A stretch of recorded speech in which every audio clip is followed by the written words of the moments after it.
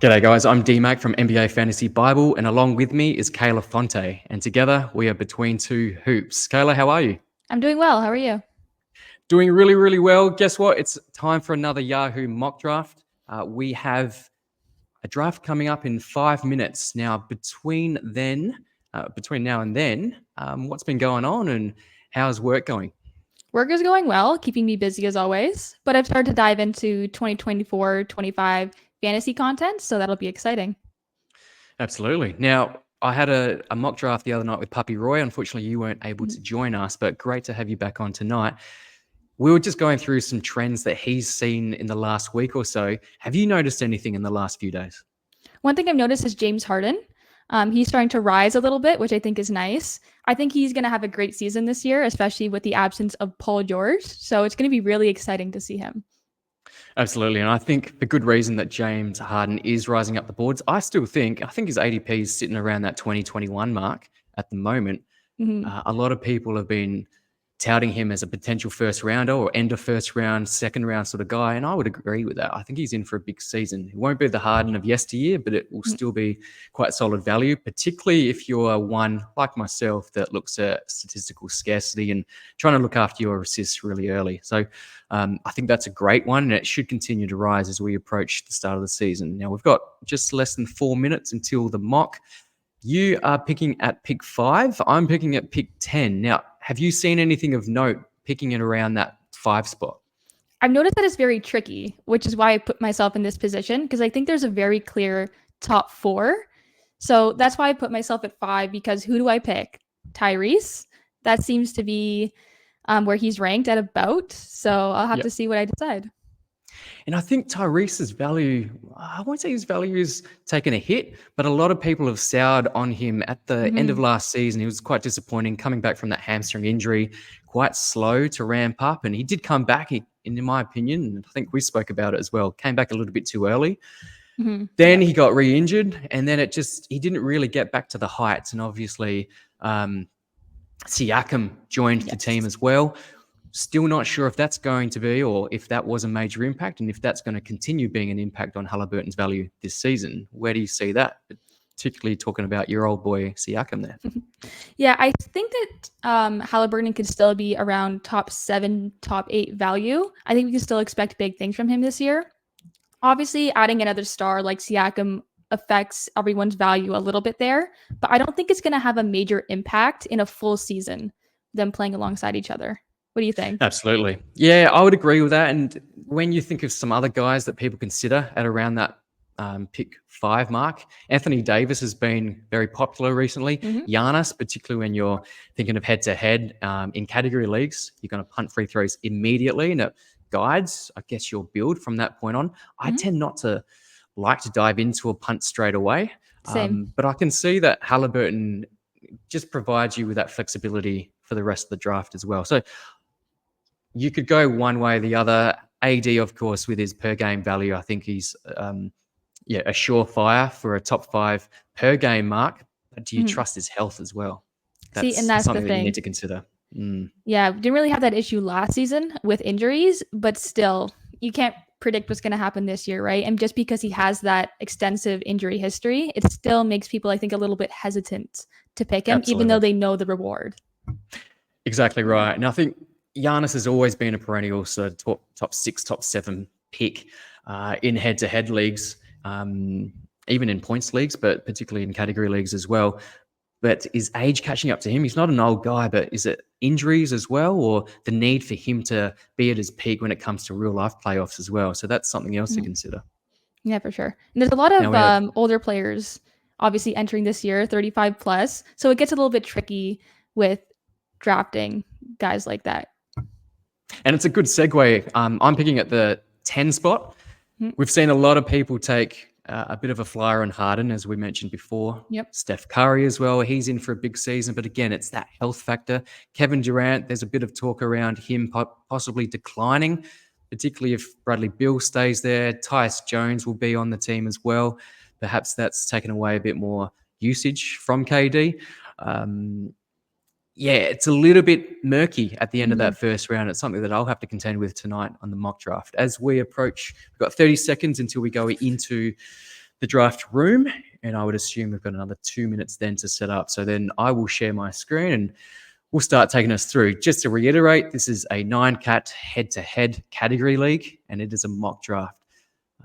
As you know, we'll be smashing out a lot more of these mocks as we continue. It's 42 days until opening night, which is super, super exciting. It's going by quick too. Super quickly. So I still fast. think there's time for some moves as well, some trades, which would shape a bit more of how we draft as well. So hopefully you're not having real life drafts too soon, but obviously people are super keen as well. So they may actually look to draft quite early. I know, it's so hard to wait. Yeah, I'm champing at the bit just to get into it. But the mock drafts are really satisfying me at the moment, which is great. And it's awesome to see some of this ADP data come through as well. For sure. Okay, so the draft is now loading. So shortly I'll be sharing my screen. And we'll get you to talk through some of your picks as well. And just your mindset. Obviously, you've got that points league background. You're getting really deep into category leagues as well, which is fantastic. But yeah, I'll talk through some of my picks whilst I also try to manage the league. So I'm just going to share my screen. And this year, I'm actually doing more category leagues than points. Right. I'm trying to expand a little bit. Okay, that's good. And I know that we're in quite a few leagues together. We are, yes, which I'm really looking forward to. Yeah, look, I have to put my money where my mouth is and really perform. Now, all right, so I'm at the 10th spot. So shortly we'll go into the draft room. So just under 2 minutes. Any other trends that you've seen in the last few days, Kayla? I got to look through it now. I'm seeing that Giannis is a little bit higher, which I believe that he was a little bit lower before. So I think that's an interesting one. Embiid is at 7, which I think is about appropriate. But would you be drafting Embiid this year? In a roto situation, I'd be comfortable drafting him in around that 7-8 spot. But in a head-to-head, I'm quite hesitant to take him at that spot. If he falls to maybe 11 or 12, I'd be tempted, but I'm still quite wary of the injuries, but also the fact that the 76ers need him fit and firing for the real-life playoffs. So I think I mentioned this the other night, but I think load management may actually be more of a thing for Embiid this season. So something to keep an eye on. And I know people are still just loving that per-game value, but PG-13 also being there perhaps takes a little bit of a haircut off of Embiid. What do you think there? I think there's going to be a minor impact on Embiid with the addition of Paul George, but I think it's more so going to be felt with Maxey. I think we could expect similar but slightly down production from Maxey, more so in I think the scoring categories, because it'll be George and Maxey competing to be the second option. So we'll have to see how that turns out. Absolutely. Now, 20 seconds to go. So who do you think will drop to 5? So obviously the top 2, Wembanyama, Jokic, there's no surprises there. 3, are you thinking Doncic or SGA there? Honestly, I think both of them are going to be gone. I have a very good feeling. So I think, Tyrese is ranked at 5th right now, so I think that's who I'm going to have as the top player. Yep. All right, Wembanyama went quick. At number 2, no surprises there. SGA went exactly how I expected. Yep. Okay. You are.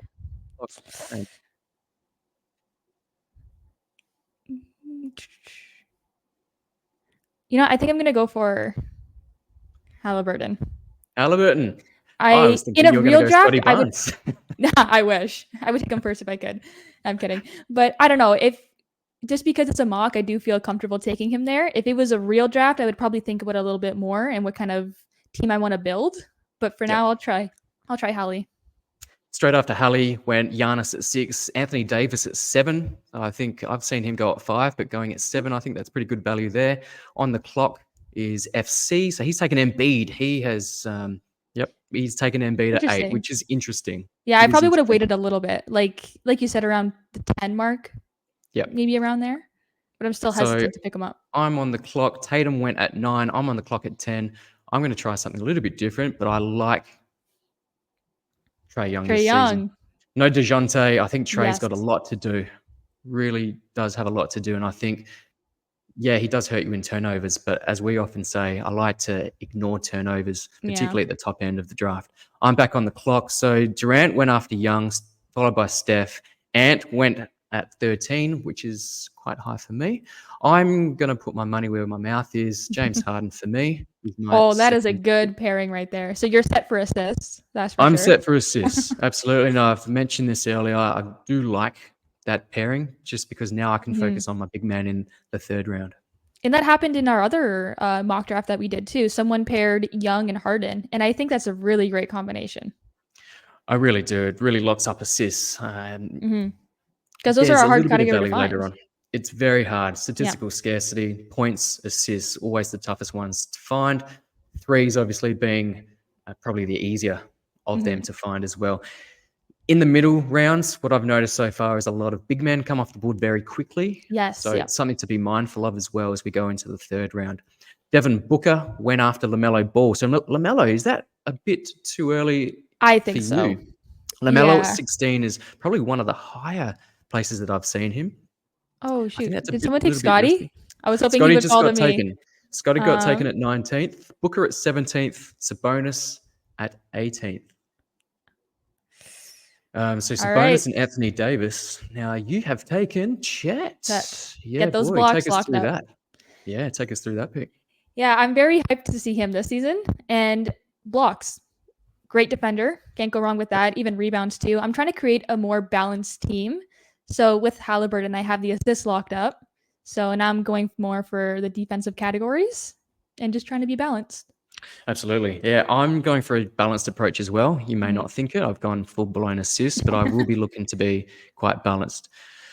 Now, after Chet went Alperen Sengun, so that's also quite early. 21 in a category league. If you are punting free throws, I think that's a great pick. And Luka, so he's paired that with Luka, so he could be heading in that build as well. After Sengun went Damian Lillard, Kyrie Irving went at pick 23, and Paul George went at the end of the second round at pick 24. Followed by Jaren Jackson Jr., first pick of the third round. And Jalen Brunson, LeBron James, you are now up. So who are you taking? So you've taken Haliburton and Chet. You're going for a balanced approach? I think if I go for a forward here, right now Markkanen is ranked as the highest player, but there's also Kawhi Leonard, projected to take a leap, obviously, with Paul George now gone, but there's obviously those injury concerns. I think I'm going to go Markkanen, though. Obviously, there are always those shutdown concerns, but what can you do? And it's a mock, so. It's a mock. Per game, I think it's wonderful. Yeah. Yes. And he does provide you with nice scoring, really good percentages as well. Doesn't really help you with defensive stats, but you had Chet to help you with those blocks earlier on. Exactly. So, yeah, it's a nice pick there. Now, next, we'll come on the clock. So you've taken Markkanen at 29. And what do you think about the LeBron James pick? Yeah, look, he's paired him up with. So who's he got? He's got Dame Lillard as well. Yeah, look, a little bit risky. But per game, he's just an absolute beast going into almost age 40 now. I haven't been concentrating, but I'm going to go again. I'm going to be consistent, but I really, really like this guy, Jalen Williams. I did say I was going to look at a big, but I can't go past Jalen Williams here. Nice pick there. We still have Cade just sitting here. Cade is still on the board. As we say that, Cade's been taken just before my pick. I'm going to go another one of my favorites as well. I think I know where you're going with this. I think you can read my mind. Yeah. Yeah, I knew it. That's who I wanted too, but Jalen Johnson. Paolo Banchero was another favorite of mine to draft. I love drafting him. Paolo Banchero. Yes, he's one of my favorites. In a category league. More so in points leagues, though, actually. Definitely in a points league. I think Banchero's been taken in a lot of mock drafts too high for category leagues, and I sort of see the appeal. I know our friend Adam King is huge on Banchero this season. I'm not as big on Banchero in a category league, but I can see that where that's going. I can see him obviously being a dominant force as well. So, yeah, for me, I like to take care of my percentages. So Banchero just sort of hurts me a little bit too much there, but perhaps he's still a young guy. Perhaps there's room for improvement there. Now, you're on the clock here. What are you thinking? I'm going to take a chance here, I think.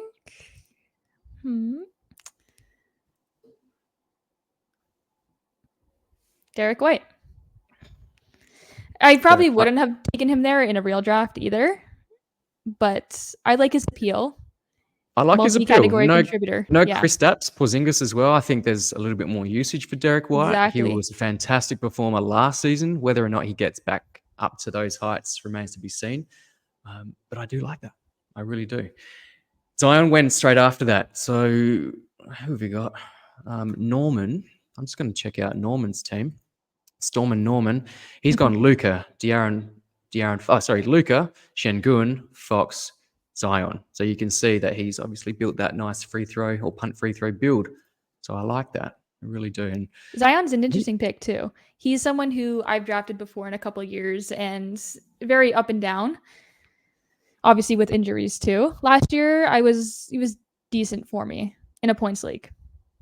And yeah, look, he's still a young guy, and look, there is room for improvement. It is a bit risky, but with that build, I really do like it. Now he's back on the clock, so I'm really interested to see how he just consolidates this punt free throw build.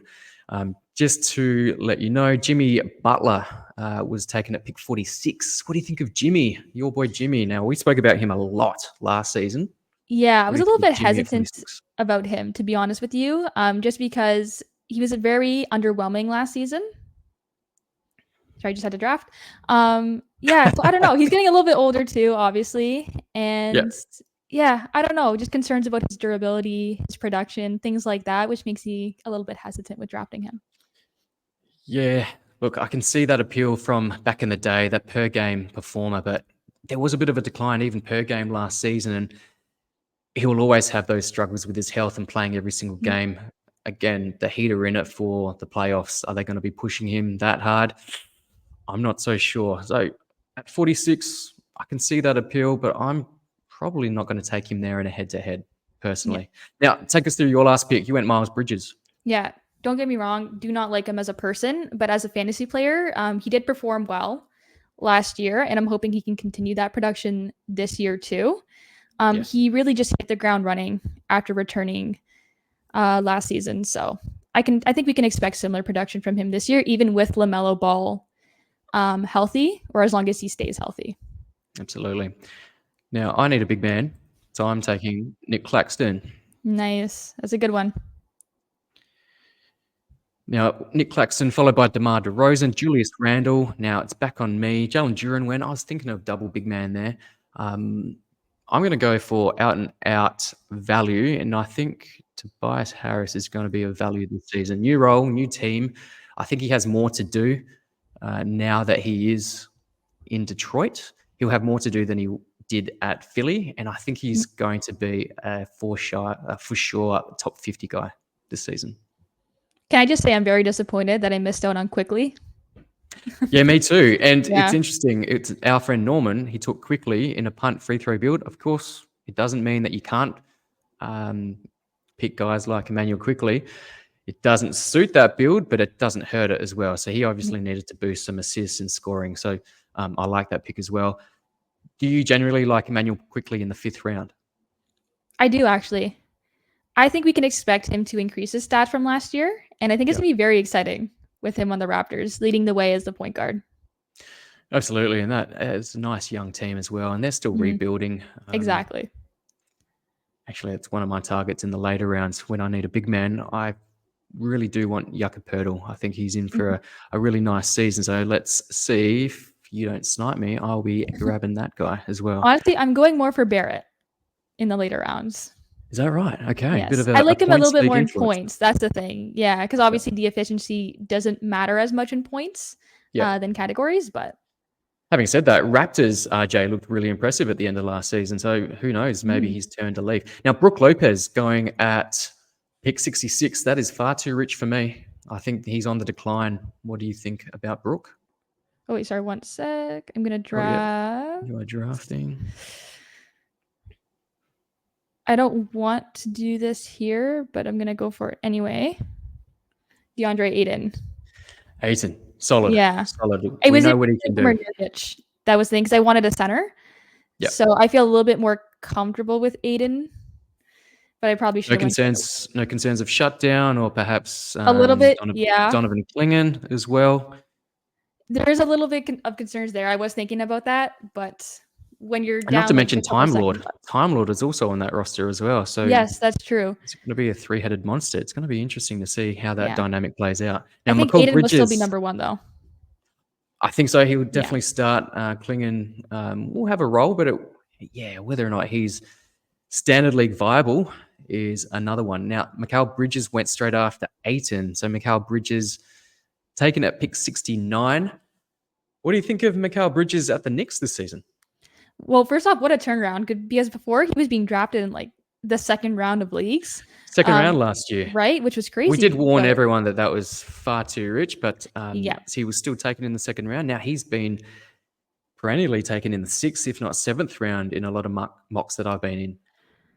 Oh yeah, it's a little bit too high there, but because he's on the Knicks now, which is obviously there's a lot of mouths to feed there, I think that's appropriate, 6th, 7th round. But I also think he'll do a little bit better than last season just because he's in a similar role than when he was on Phoenix, right? Where he's not the leading star. And I think that's going to be a better suit for him. Yep, I agree there. Now it's almost my turn. Oh, Jakob Poeltl has been taken there, so that's great. You took Tyler Hero. Yes. So you know what? He was good for me last year in a points league, of course, again. But he's someone I like to grab in like later rounds of drafts. Yeah, and it sort of makes sense. We're talking about the inconsistencies and the health concerns of Jimmy Butler. Mm-hmm. Obviously, if he's not on the floor, Tyler Hero thrives. Yeah, but obviously Hero had his own health issues last year too. But for the most part, he was really well when he was on the court, especially a good source of threes, which I need. Absolutely. Now, my pick is coming up, so I need to start thinking about that. I am at pick 82. I need another forward. Here we go. There's a few options here. Chris Middleton I've taken. I think I could probably grab him a little bit later. There's a few good guys. Look, I do need some more big guys. I'm going to take Yusuf Nurkic. I still think he's a really good player. He's got a great role on the Phoenix Suns. And I do need rebounds as well. Here we go. We've turned it around. I still need to fill that forward slot as well. So I don't want to go too early on Trey Murphy. It's a little bit grey as to how they're going to manage all their wings. So I'm at 8th round. Now this guy, not a sexy pick, by all means, not a sexy pick. But I think he's got a great. Yeah, I think he's got a great role this season. I think he definitely has an increased role. That's for sure. Increased role. Yeah. I still think he comes off the bench as that 6th man player. I don't think he does start. And I do think Dyson Daniels, fellow Aussie, does start because he complements Trey really nicely. Bogdan is just going to have to put up numbers, and I think he's got a great opportunity to do that, even throwing in some assists, scoring, obviously, threes, some steals as well. So I think he's got a good role. He fills my forward slot as well, so that's also helpful. Now, straight after Bogdan was Austin Reeves at 88, Drew Holiday 89, and Clint Capella at 90. What do you think of Capella? Who starts between Capella and Okongwu this season? I want to say Okongwu, but we've been saying that for the past couple of years now, and it's still been Capella. So that's why I was actually a little surprised to see him drafted there because he was sitting for a little bit. And now I am on the clock.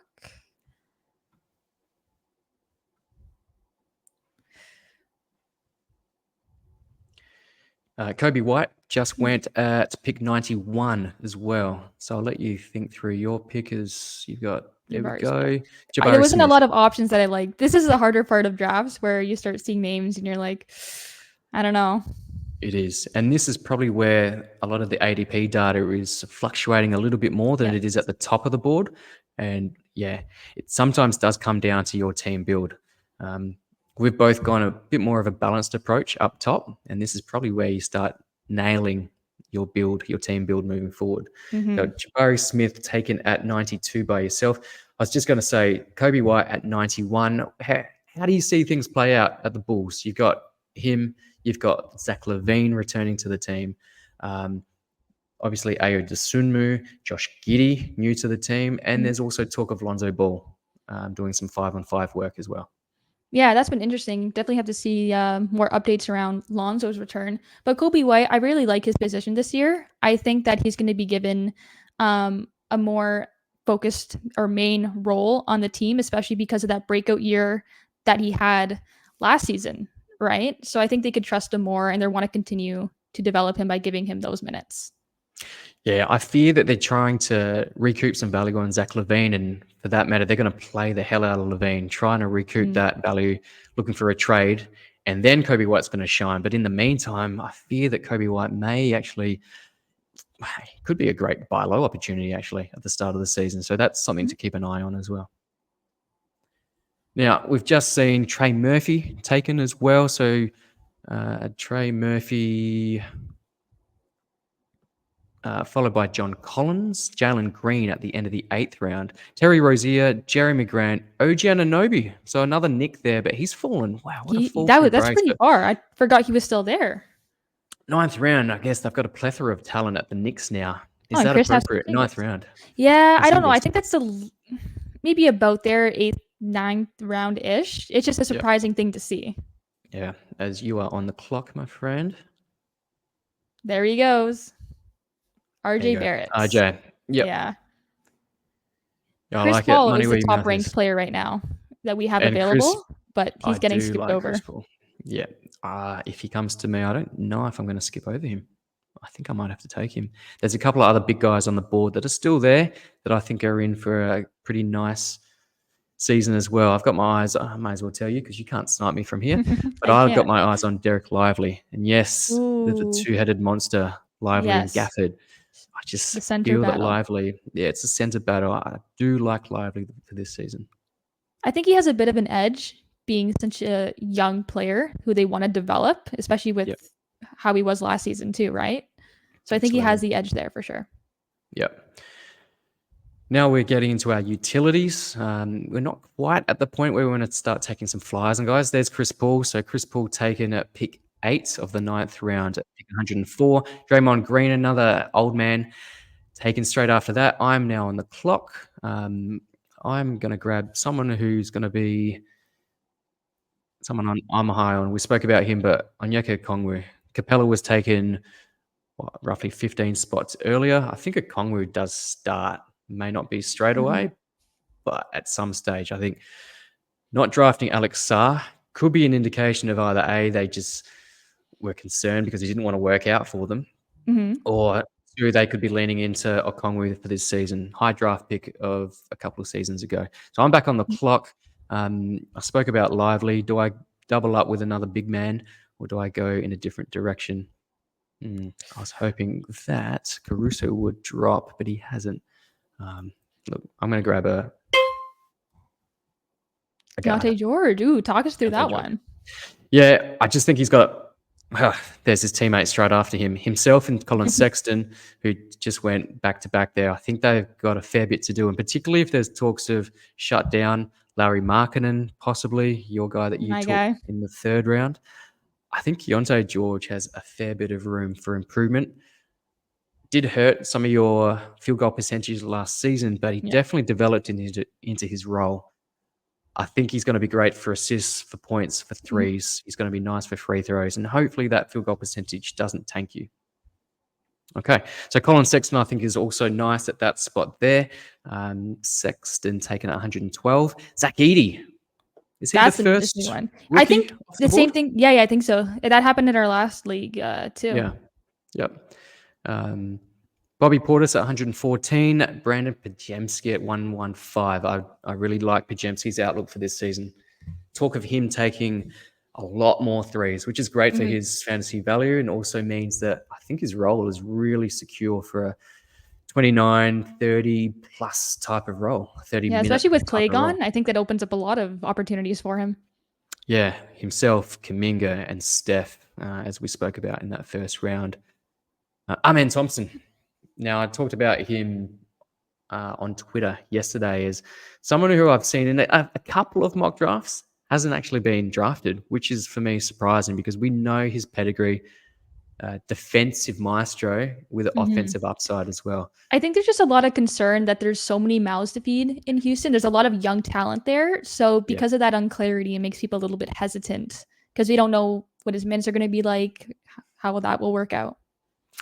Yeah, I can see that hesitation, but I think he doesn't need a whole heap of minutes for him to be a fantasy viable guy. I think 27, 28 minutes is enough for him to be a top 100 guy. And that could be a bit of a stretch, but I'm willing to put my neck out there as I am now on the clock.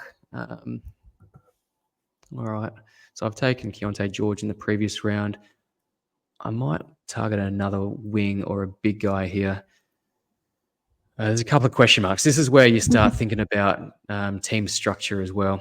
Yep. And it's hard to do when you're hosting a podcast, trying to talk through it. There's a lot of things going on, which makes it a little bit tricky. It is, but I'm going the upside of Trace Jackson-Davis. Oh, I like that pick. I was looking at him too. Yeah. I hope that he does start next to Draymond Green. And if he does, I think he's a top 100 guy if he does start the season. I'm back on the clock there.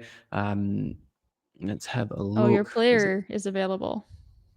My player. Yeah, you were talking about earlier.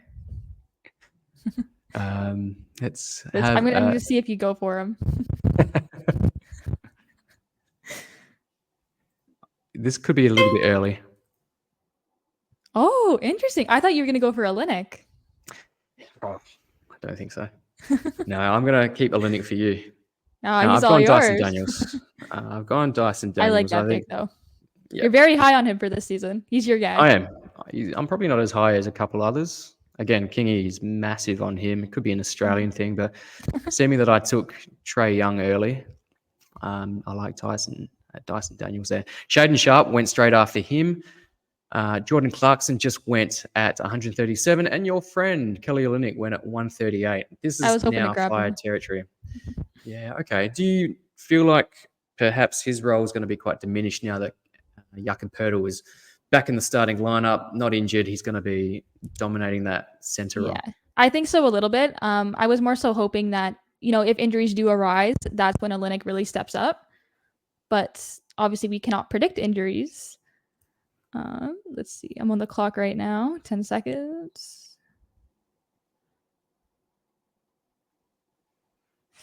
Not my favorite pick, but I needed a big man. So Wendell Carter Jr. Obviously, he's had issues with inconsistency, injuries, and things like that. But I'm willing to give a second chance from last year when I had him. That is very kind. Now we are heading into the Andre Drummond. Pick. Andre Drummond. Right after my pick. Yeah, nice handcuff. Or it's a nice one. Thinking if Embiid will actually be on the sidelines a little bit, that's a nice one. But do you burn a pick in round 12? I guess it's no harm because if he does play and Embiid is sidelined a fair bit, it's a nice pick. But you're dependent on Embiid getting injured, of course, which obviously like the likelihood of that happening is probably a little bit higher than other players, but still you're depending on that to happen. So you took Norman Powell with your last pick. Yes. I see. Now you know that I like Norman Powell. Yeah. Yes. Yeah. He's a little bit limited with contributions in like other categories, but like he's good for points. I could use some threes as well. A couple of boards. I've gone my trusty old Noah Clowney. Again, he may not start, but I think just his stat set, I think it's conducive to fantasy value. And if he does happen to start at some stage, the sky's the limit for this guy. He showed his wear at the end of last season. He just put up some dominant performances as the big man. And who knows what happens with the Nets this season. I think there could be a lot of shenanigans, and that would help Noah Clowney's value. But again, this is flyer territory, so I took Clowney with the very last pick. Dante DiVincenzo went straight after that, but we are finished. That's it. What do you think about that Klay Thompson pick last round? I don't mind it. He needs threes. Klay Thompson's going to provide threes. With Luka and Kyrie doing their thing, Klay's going to get a lot of open looks. And I don't think he really needs to create his own shot. He struggled with that last season at the Warriors, but I don't think he needs to do that as much this season. Just, he's going to have a lot of catch and shoot opportunities. So, yeah, I like it. Not a huge amount of upside, but if you need threes and you need scoring, why not grab Klay there? It's honestly kind of bittersweet to see him falling that far. Yeah, You know what I it mean? is. I don't know. During the end of his career. Yeah. Absolutely. Well, there we go. There's another draft. I'm going to stop sharing. But what I will do is probably just take you through your team. Now, let me get it up again.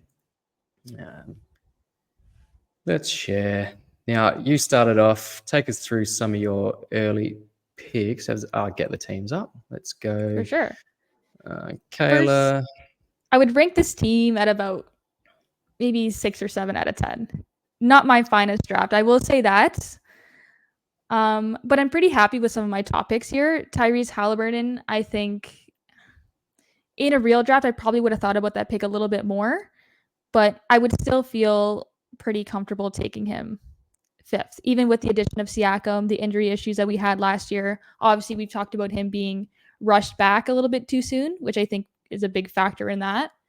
But I'm happy with that. Good assists, took a huge leap last year too. And Chet as my second pick. I'm very excited to have him. A lot of my reasoning for drafting him there was just the hype factor, which a lot of people can also say for Wemby as well as the first pick. Good for blocks, gives me those defensive categories that I need to create a balanced team. And what are your thoughts on Isaiah Hartenstein? Probably starting I was alongside of him.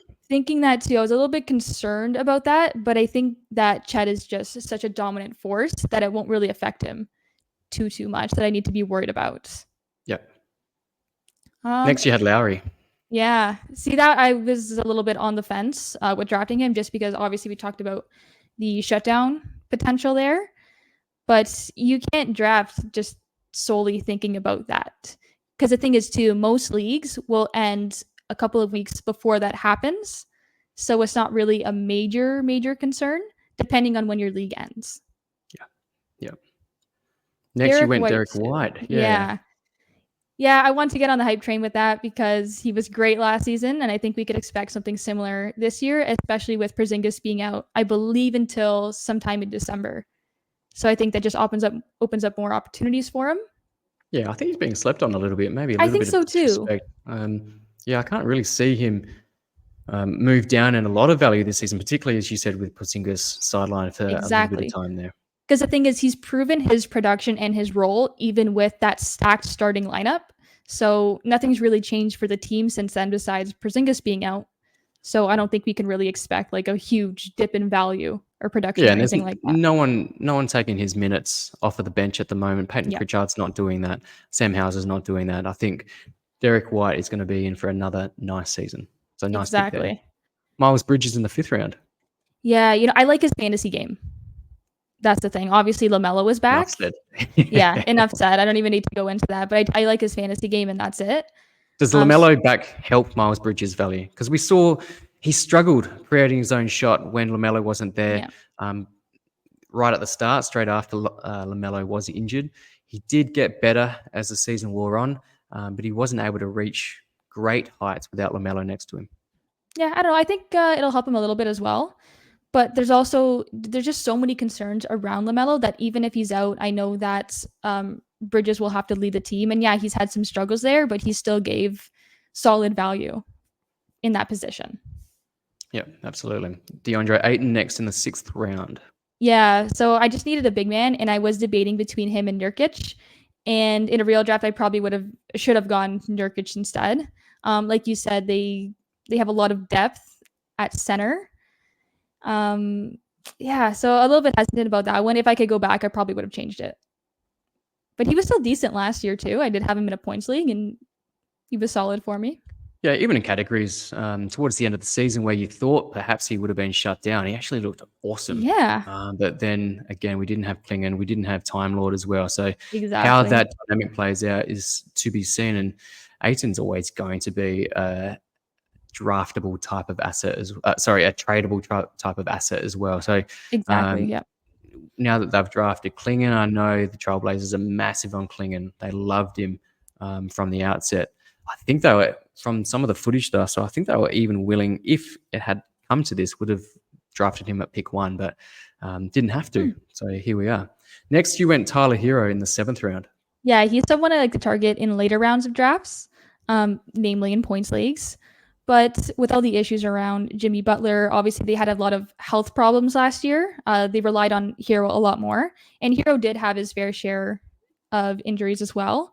But I think that he's someone we could rely on when he's healthy. Yep, nice one. Jabari Smith in the 8th.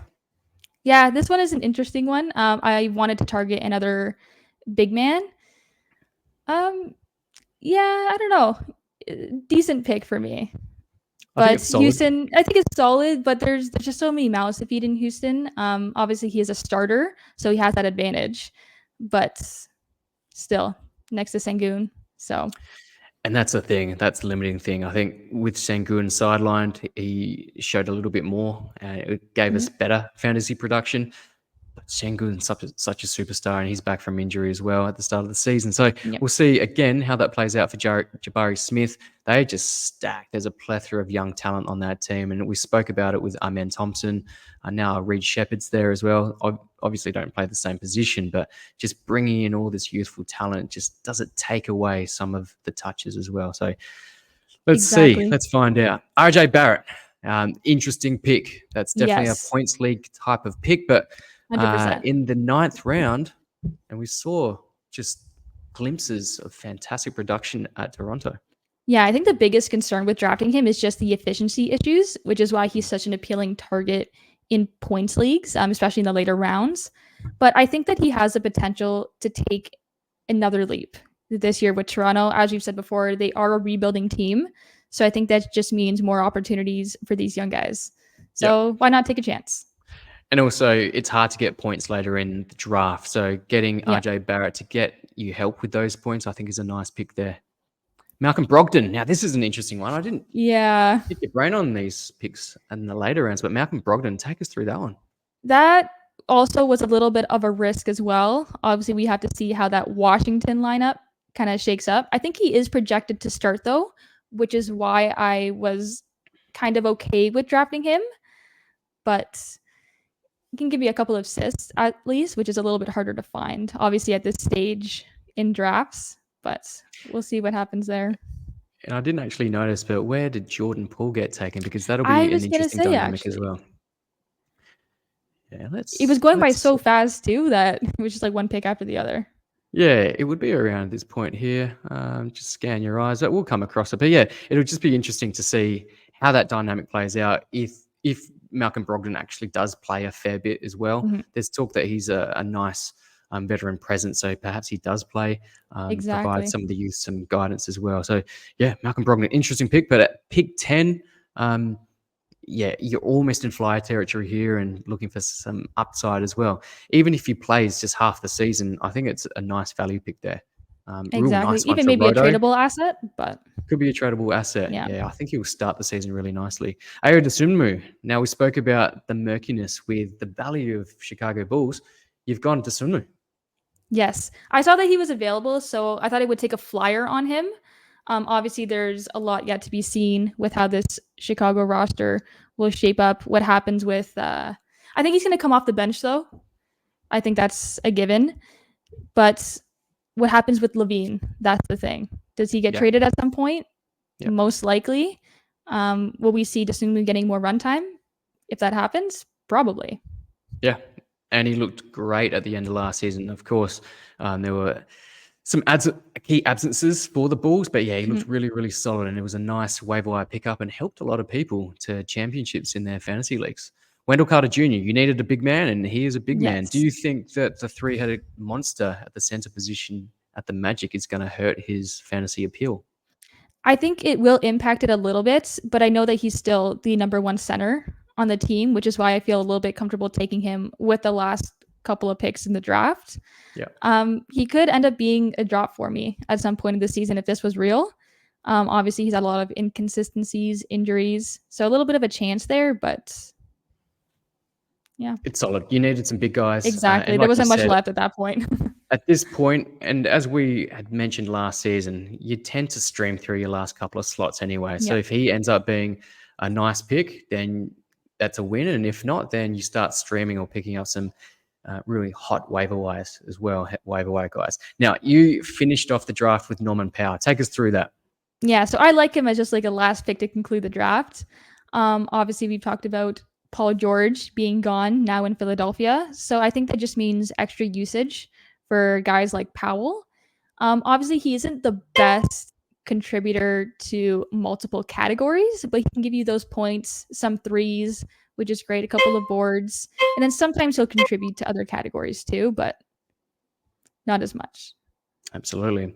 Now, we've just been taken out of the draft room, but I will quickly go through my roster if you can see that. So first round, I picked Trae Young at pick 10. I think a lot of people are doing that. They're not too concerned with the turnovers because the later on in drafts that you go, obviously there's guys that have less usage and turnovers is not really a big deal at that point. And second round, I paired him with James Harden. So this is where we spoke about me just really going hard on the assists at this point. I think they're both in for really nice, solid seasons as well. James Harden obviously is getting on in a bit, but I can't see the Clippers really not playing him because they need to play him. They need to play Kawhi.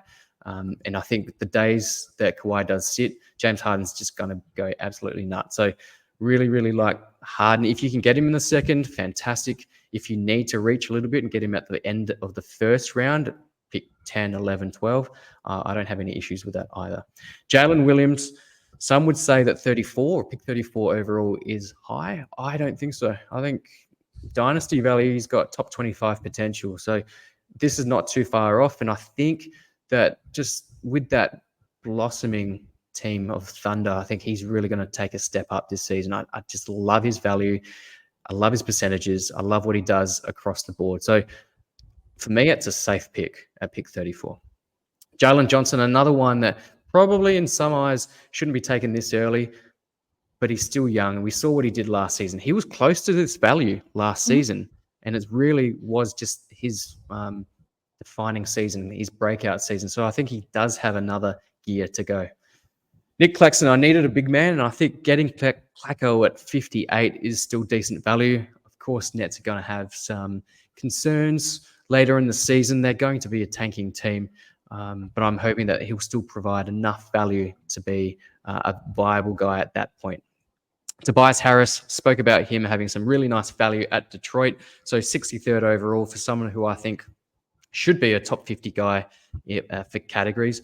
So I'm happy with that value. And that's the thing. That's the key to winning your championship. It's not always just nailing the top two draft picks, going Young and Harden, but it's getting incremental value all throughout your draft. So I think the Tobias Harris pick at 63 is solid for myself. And he's very underrated too. One of the most underrated fantasy players. I think because he's not sexy, he's quite plain. Yeah. He doesn't dominate in any one category. Fantastic roto play, but you need those types of guys in a head-to-head situation. They're steady, they're safe, and sometimes in the middle of the round or in the middle of the draft, you need that security as well. Round 7, pick 10, I went Yusuf Nurkic, so 82nd overall. I think he's still got a really nice role for the Suns, and I think it's a no-brainer at this point. Probably doesn't get that overall 9-cap value, 82nd, but I think what he provides at that point, I think I just had to go for him at that point there. Bogdan Bogdanovic, very surprising for some, but again, I spoke about his role, and I think he takes a step up. DeJounte's not there. Trae Young is obviously going to dominate when he's starting. Bogdan coming off the bench, likely.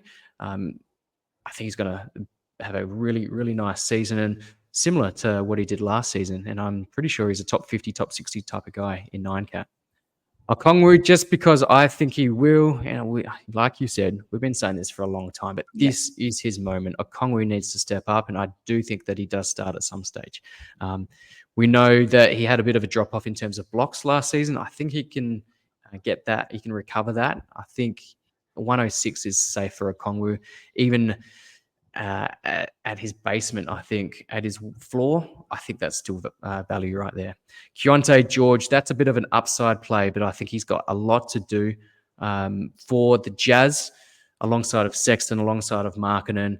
And there's a few question marks on some of their guys as well. The long-term play for Walker Kessler. Even John Collins is always on the trade table at some stage. So Keontae George, I think, is going to be fantastic with scoring threes, assists, as I said earlier. Trace Jackson Davis, I think at some stage he will start alongside of Dre, or perhaps even instead of Dre at certain points of the season. And for that, I think at pick 130, I'm liking it.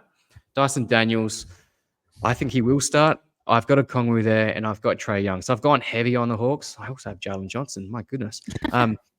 But I may as well pick all of these guys. But Dyson Daniels, I think he complements Trae really nicely, and I needed those steals. And we saw what he was able to do at the Pelicans. When he had that role, and there are a few injuries last season, he was fantastic. So at pick 135, I think it's a no-brainer. Actually, in a lot of mocks, I've seen him go closer to pick 100. I don't know if you've seen that as well, Kayla. I've done a couple of mocks, but none where he's gone that high. Yeah. And my final pick, I'm pretty consistent here, but Noah Clowney. This is real flyer territory, but I like him. I think at this stage, I could have gone safe, but I've gone pretty safe throughout the draft. So I'm going to go for an upside play here, and I just needed some blocks. I really do need some blocks at this point. So Noah Clowney, he's my man in round 13. So what do you rank this team, or what do you rate it? Because I picked it, so I'm going to rate it 10 out of 10. 10 out of 10. No, I like the confidence. Yeah. There's room for improvement there. I've gone some upside play. Whether or not I would go probably a bit too early on a couple of guys. I think I probably could have got Bogdan a little bit later, but I just really wanted to let people know that I'm really high on Bogdan this season. I'm really high on Onyeka Kongwu, and I'm really high on Keontae George. So I'm just sort of making statements at this point as well. And I'm pretty consistent with Clowney in the last round there. Awesome. Well, thank you very much, Kayla. Thank you. That's another Yahoo mock draft. I think we'll probably have some Points League mocks coming up, and probably doing some Fantrax ones as well. We're doing a lot of Yahoo at the moment. I think Fantrax needs some love, but Points Leagues, which you're an extraordinaire in, I think we need to start smashing those out as well. For sure. Now, let us know, what are you up to? Anything on the horizon? Yeah, so I've started doing content for this upcoming season. I'm planning to release some more articles, hopefully soon. So far, I've released a guide on the NBA schedule that I think will really help fantasy managers prepare. So check that out on my Twitter. But I'll also be posting all my articles there on Twitter. You can find me Kayla_Fonte. And you've got another show coming as well. I do have another show coming, yes, with Yuri Ono. And we're going to call that Bitches Be Ballin'. Bitches Elite Be name Ballin'. which she picked.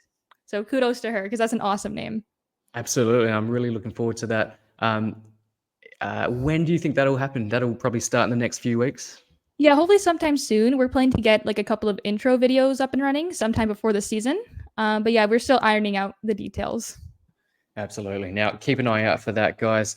As Kayla said, you'll find her on Twitter at Kayla_Fonte. You'll find myself at NBA Fantasy Bible. We've got a whole heap more coming up, a lot more mocks. We're going to go through some of our sleepers, some of our busts as well. And coming up, it's just an idea that I have put out there a few times, probably over the last few months, but we've got another show on the horizon where I'm going to get more audience participation on some of these shows as well. So fraught with danger, a little bit risky, and hopefully no rogue people on the show, but we'll manage. It'll be a bit of fun, nice little talk show. So keep an eye out for that.